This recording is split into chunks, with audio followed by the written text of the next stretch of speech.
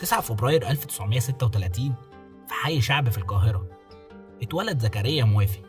نشأته كانت بسيطة، لكن من صغره كان بيحب الفن والتمثيل. زكريا كان طفل ذكي ومجتهد في دراسته. لما خلص الثانوية العامة جاب مجموع كويس، وده خلاه يدخل كلية الطب البيطري، وده كان بناء على رغبة والده. بس زكريا قلبه كان دايما متعلق بالفن. أثناء دراسته في الكلية انضم لفريق المسرح الجامعي، وهناك بدأت تظهر موهبته. لكن لما والده عرف إنه مهتم بالفن غضب منه جدا، ده كمان طرده من البيت.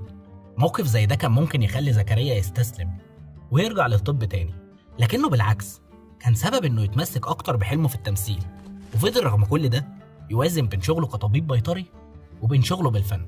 تخيل كده، طالب طب بيطري بيشتغل في مجال الفن وسط أعظم نجوم الكوميديا في مصر. زكريا موافي انضم لفريق ثلاثي أضواء المسرح اللي كانت بتضم سمير غانم